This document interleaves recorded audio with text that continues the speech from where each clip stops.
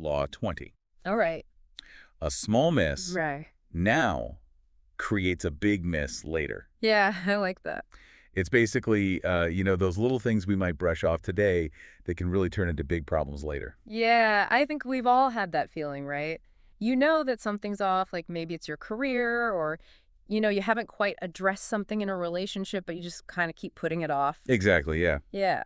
And what Bartlett does, which I think is quite interesting, is he connects this principle to the Japanese concept of Kaizen, Okay. which is this philosophy of continuous improvement, making those small incremental changes over time. Yeah, like little tweaks. Yeah, exactly. And he argues that, that's actually much more effective than trying to make these big leaps forward or relying on like sudden bursts of motivation. Yeah, and it's funny because he actually uses Tiger Woods as an example. Right. Because Tiger Woods, completely revamped his golf swing at the peak of his career. You'd think, why would you mess with something if it's already working? Yeah. It seemed crazy to a lot of people at the time, especially because it meant like facing some initial setbacks in his performance. Oh, really? Yeah. So it wasn't like an immediate success? No, his coach, Butch Harmon, even warned him against it at the time.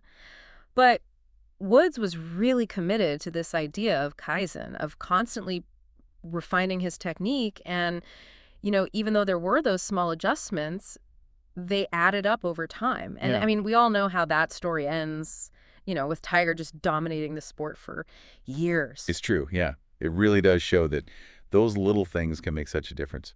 But how does that apply to other areas of life, like, personal relationships or just like personal growth? Like, is it really all about those tiny tweaks? Bartlett argues that it absolutely is. Okay. He even draws a parallel to Darwin's theory of evolution. He says it's not about massive overnight transformations, but those small adaptations that accumulate over time lead to those big changes. So it's like the tiny genetic mutations Right. that eventually lead to a whole new species. Exactly. Yeah. That's kind of crazy to think about. I mean, it makes sense, but I'm still trying to wrap my head around it. Do you have another example, maybe something a little bit more like down to earth? Yeah, for sure. So he uses this really fascinating analogy from aviation. Okay. Have you ever heard of the 1 in 60 rule? No. So basically, it states that for every 60 miles that a plane flies, a 1-degree deviation from its course can lead it to miss its destination by a whole mile. Wow. So like a tiny miscalculation can Yeah. have a huge impact over time. Exactly. That's kind of like that saying, a stitch in time saves 9. Yeah. Because like ignoring those seemingly small issues, it can actually make them so much bigger. That's a great point. And this is where Bartlett's insight about people who feel lost in life comes in. He observes that it's often not one big catastrophic event that leads to that feeling. Oh, interesting. It's actually like an accumulation of like those small problems that they've been putting off or ignoring for too long. So it's like that leaky faucet that you just don't get around to fixing, and then, all of a sudden your bathroom's flooded. Or that, like a tiny leak in the roof Right, yeah. that you just keep meaning to fix, and eventually it becomes a major issue. So how does he suggest we use this idea, this small miss, big miss? Like, how do we actually apply this to our own lives? Especially, those areas where we're maybe feeling a little bit off track. So he actually recommends that we should create systems and rituals to help us stay vigilant. Interesting. He shares a personal example of scheduling weekly check-ins with his partner, Oh, wow. where they proactively address any communication issues or just any areas of friction that might come up.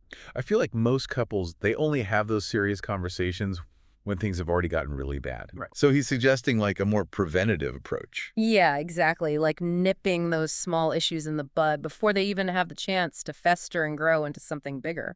Does he do this in other areas of his life? Yeah, he does. So, for example, he mentions regular check-ins with his directors, Okay. just to ensure that everyone's on the same page, Right. and then also to address any potential roadblocks early on. Makes sense. Yeah. And then he also schedules time for self-reflection, Oh, wow. just to make sure that his actions are aligned with his goals and values. Okay, so it's kind of about like creating those checkpoints Right. to course correct, Yeah. whether it's in our relationships, our careers, or even just, our own personal growth. But where do we even begin with all of this? It feels kind of overwhelming. Like, how do we tackle all those little things that might be a bit off? That is a great question, and that's exactly what we're going to dive into in the next part of our conversation. We'll explore some practical steps that you can take to apply this principle and hopefully start making those impactful small changes without feeling overwhelmed by it all. Okay, awesome. So stay tuned, everyone, because we're going to unpack some really actionable strategies to help you make those one-degree shifts Right. and avoid those big misses in life. So we've talked about how ignoring those small misses, can really snowball into big problems later. But how do we actually start putting this Law 20 into practice? Like, where do we even begin?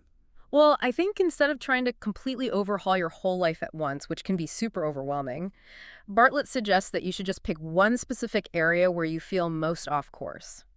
So, like, identify that one thing that's been bugging you, that one area where you keep having those small misses. Yeah, exactly. So, it could be your career, a specific relationship that you're in, your health, really any area where you just don't feel like you're quite where you want to be. Okay, so once you've figured out what that one area is, what's next? Bartlett suggests that you ask yourself a really simple question. What is one small change that I can make this week to start moving in the right direction? I like that he emphasizes this week. It makes it seem a lot less intimidating. It's not like some huge resolution. It's just a small step you can take right now. Yeah, exactly. And that's what's so great about Kaizen. It's all about those little consistent changes that add up over time. But what do those small changes actually look like in real life? Can you give us some examples? Of course. So let's say you're feeling stuck in your career. A small change could be something like setting aside 15 minutes each day just to do some research. Look at some job postings or research some new skills you might want to develop. Right. Or it could be reaching out to someone in your field for an informational interview. Oh, that's a good idea. Or even just, take some time to update your resume. It's really just about taking that first step, no matter how small, just to kind of get the ball rolling. That makes sense. Yeah. What about if someone's having trouble communicating in their relationship? What would a small change look like in that situation? Well, it could be as simple as making a commitment to express appreciation to your partner at least once a day, even just for something small. Right. Or maybe it's deciding to actually listen to them without interrupting for, I don't know, 15 minutes every evening or something. Oh, that's a good one. Yeah. And I know these might seem like tiny gestures, but over time they can have a big impact on how you interact with each other. It's like we're planting these little seeds, and with enough care, they'll eventually grow into something much bigger. I love that analogy. And just like those seeds need time to grow, we also need to be patient with ourselves as we make these changes. We're going to have setbacks, we're going to get off track sometimes, but it's just about getting back on course as quickly as possible. So it's not about being perfect. It's about being persistent. It's about that whole Kaizen idea of constantly trying to get better and knowing that even those slip-ups are chances to learn. Exactly. And as we start making those little adjustments, we're going to start seeing a change, not just in our circumstances, but also in how we see ourselves. You mean like our mindset? Yeah. When we take action, even if it's something small, it helps us build confidence. We start to feel like we have more control over our lives. And that can be really powerful. It's like that good feeling you get when you check something off your to-do list. It just motivates you to keep going. So the more we use this approach, the more we'll see those good changes spreading out into other parts of our lives. That's the cool thing about this idea. It's not just about fixing one problem. It's about creating a way of thinking that helps us grow in all areas of our lives. That change you make in your career could make you want to be more present in your relationships, or maybe picking up a good habit could boost your confidence in other areas. So it's like creating this upward spiral of positive changes. Yeah. And it all starts with making those seemingly small changes. Exactly. And I think that's why this law really sticks with people. It reminds us that we have the power to shape our lives not through some big grand gesture, but through the small, consistent choices we make day after day. This has been a really eye-opening discussion so far. We've gone from Tiger Woods' golf swing to evolution, aviation, and even how our minds work. But before we wrap up, I'm curious, what about when we feel really stuck? Like when finding even that small change feels impossible. What does Bartlett say we should do then? That's a great question, and it leads us to a really important but often forgotten part of this Law 20. It's about realizing that sometimes the biggest things holding us back aren't the external challenges we face, but the stuff we've built up inside ourselves. You mean like those limiting beliefs we all have, the negative things we tell ourselves? Exactly. Those limiting beliefs can be like these invisible walls that make us feel trapped and make it hard to even see those potential small changes, even when they're right there in front of us. It's like trying to find your way through a dark maze. We bump into dead ends because we can't see the path. Okay, so how do we break down those walls? That seems way more complicated than fixing our golf swing or saying I love you more often. It can be, but it's not impossible. Like most things, the first step is just becoming aware. We need to figure out what specific beliefs are holding us back. What are those negative thoughts that keep coming up? What fears stop us from taking action? So it's about being more aware of what we're telling ourselves, those stories that might be stopping us from moving forward. What do we do once we've figured those beliefs out? Well, once we've brought them out into the open, we can start to question if they're really true. Is there any proof? And most importantly, what would it be like to believe something more positive instead? So it's about changing our mindset from fear and limitation to one of possibility and growth. Exactly. And that's where the real power of Law 20 comes in. It's not just about making those little outward changes. It's about doing the work on the inside to overcome those negative beliefs and develop a mindset that helps us embrace the challenge of constantly trying to improve. This has been such an insightful conversation. We've gone from Tiger Woods to Darwin, planes, and even into our own minds. But before we end this deep dive, what's the one thing you hope people will take away from this? I think the most important thing is to remember that real change takes time. It's about making those small, consistent changes in both what we do and how we think. It's about embracing that journey of always trying to be better and knowing that even those little mistakes are opportunities to grow. That's a great point. So to everyone listening, we encourage you to embrace the power of Kaizen, that mindset of continuous growth, and watch as those seemingly small choices lead you to amazing results. All right, so we're back and ready to wrap up our deep dive into Stephen Bartlett's Law 20. A small miss now creates a big miss later. It's been quite a journey so far, hasn't it? It has. We've covered so much ground from Tiger Woods' golf swing to, those pesky limiting beliefs that can hold us back. Oh, absolutely. But now comes the big question. How do we actually make this Law 20 a lasting part of our lives? That's the key, isn't it? It's one thing to get all fired up about a new concept, but actually integrating it into our daily routines, well, that's where the real magic happens. So are we talking about like setting daily reminders to check in with ourselves and, make sure we're on track? It could be that, but it's more about cultivating this mindset of constant awareness. Okay. It's about being mindful of those seemingly insignificant choices we make every single day and asking ourselves, is this moving me closer to my goals or further away?